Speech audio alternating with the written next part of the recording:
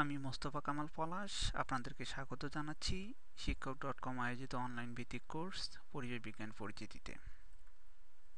পাঠ্যসূচি অনুযায়ী আজকের এই লেকচারটি এই কোর্সের প্রথম লেকচার। আজকের এই লেকচারে আমরা পরিবেশ বিজ্ঞানের সাধারণ বিষয়গুলো নিয়ে আলোচনা করব। তাই আমি এই লেকচারটির নাম দিয়েছি পরিবেশ বিজ্ঞানের অ আ ক খ। চলুন প্রথমেই তাহলে আজকের পাঠ্যসূচিগুলো একটু জেনে নিই।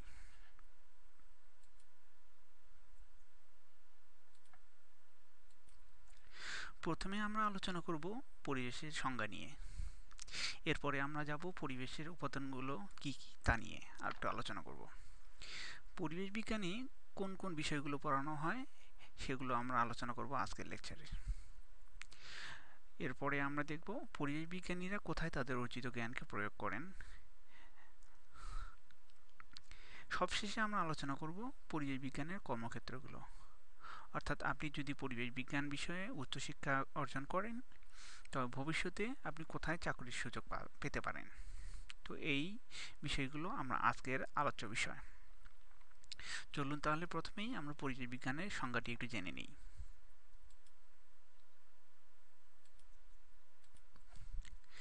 প্রথমেই একটু মনে করার চেষ্টা করুন তো, দৈনন্দিন জীবনে আপনি অবচেতন মনেই নিম্নোক্ত প্রশ্নগুলো প্রতিনিয়ত শুনে থাকেন কি না।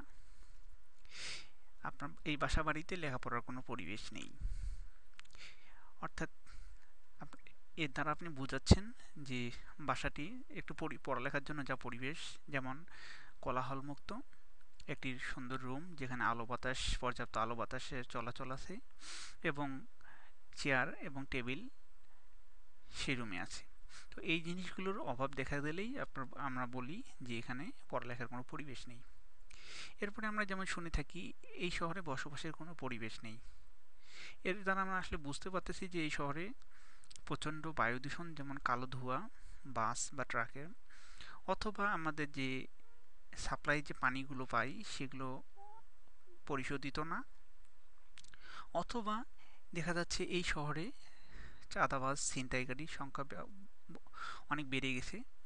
তো এই জিনিসগুলো আমরা বলতেছি যে বসবাসের কোনো স্বাভাবিক পরিবেশ নেই। আমরা আবার অনেক সময় বলে থাকি সৎভাবে ব্যবসার কোনো পরিবেশ নেই, অর্থাৎ মাস্তান বা চাঁদাবাজের অত্যাচার বেড়ে গেছে। অথবা আমরা যেমন বলে থাকি মাঝে মধ্যেই বুড়িগঙ্গা নদীতে মৎস্য চাষ বা সাঁতার কাটার কোনো পরিবেশ নেই, কারণ আমরা দেখি যে বুড়িগঙ্গা নদীর পানি অত্যন্তভাবে দূষিত, সকল ময়লা আবর্জনা সেখানে আমরা ফেলি। তো সেগুলোতে কোনো জীবজন্তুর বেঁচে থাকার সম্ভাবনা খুবই কম। আবার আমরা পেপারে পড়লেই দেখে থাকি সুন্দরবনের রয়্যাল বেঙ্গল টাইগারের বসবাসযোগ্য পরিবেশ সংকুচিত হয়ে আসতেছে। আমরা আমাদের চাষাবাসের জন্য বন জঙ্গল কেটে ফেলতেছি, ফলে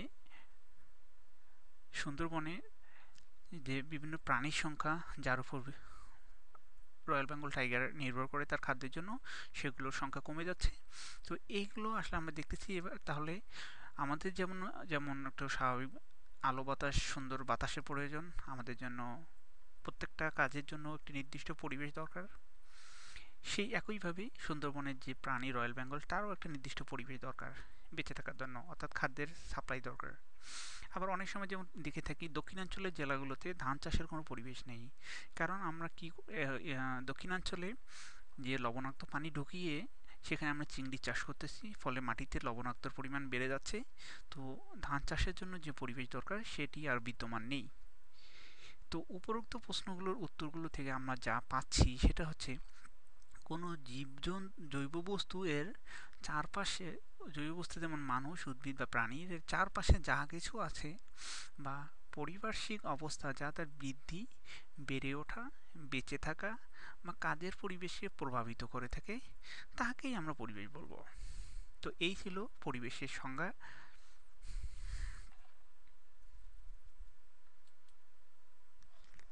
চলুন আমরা এবার একটু এরপরে জেনে নিই পরিবেশ কোন কোন উপাদানগুলো দ্বারা গঠিত। পরিবেশের উপাদানগুলিকে তাদের ভৌত অবস্থা, প্রকৃতি ও প্রভাবের উপর ভিত্তি করে প্রধানত তিন শ্রেণীতে ভাগ করা যায়। আবার এই তিন শ্রেণীকে আমরা অন্যান্য উপশ্রেণীতেও ভাগ করব। তো পরিবেশের যে প্রধান তিনটি শ্রেণী সেটি হচ্ছে ভৌত পরিবেশ বা ফিজিক্যাল এনভায়রনমেন্ট, জৈব পরিবেশ বা বায়োলজিক্যাল এনভায়রনমেন্ট, তৃতীয় উপাদানটি হচ্ছে সামাজিক সাংস্কৃতিক পরিবেশ বা সোশিয়াল কালচারাল এনভায়রনমেন্ট। এখন ভৌত পরিবেশকে আমরা আবার তিনটি উপশ্রেণীতে ভাগ করতে পারি, যথাক্রমে বায়ুমণ্ডল বা অ্যাটমসফিয়ার, বায়ুমণ্ডল বা হাইড্রোস্ফিয়ার, অষ্টমণ্ডল বা লিথোস্ফিয়ার। জৈব পরিবেশকে একইভাবে আমরা তিনটি উপশ্রেণীতে ভাগ করতে পারি, উদ্ভিদকুল বা ফ্লোরা, যেখানে আমরা শুধু উদ্ভিদ নিয়ে আলোচনা করা হয়, প্রাণীকুল বা ফাউনা, এবং 3 নম্বর উপশ্রেণীটি হচ্ছে রোগ জীবাণু বা মাইক্রোব। পরিবেশের 3 নম্বর প্রধান উপাদানটি হচ্ছে সামাজিক সাংস্কৃতিক পরিবেশ, যেখানে আলোচনা করা হয় সমাজ বা গোষ্ঠী নিয়ে, গোষ্ঠী মানুষের সম্পর্ক, আন্তঃসম্পর্ক, অর্থনীতি বা ইকোনমি, এবং রাজনীতি বা পলিটিক্স। অর্থাৎ শুধুমাত্র এখানে পলিটিক্স নেই না, আমরা এখানে রাষ্ট্রনীতি, যেমন রাষ্ট্রবিজ্ঞান, একটা আন্তঃরাষ্ট্রীয় সম্পর্কগুলো, একটি দেশের সঙ্গে অন্য দেশের যে সম্পর্ক, সেই জিনিসগুলো আলোচনা করা হয় পরিবেশ বিজ্ঞানের এই তৃতীয় উপাদানটিতে।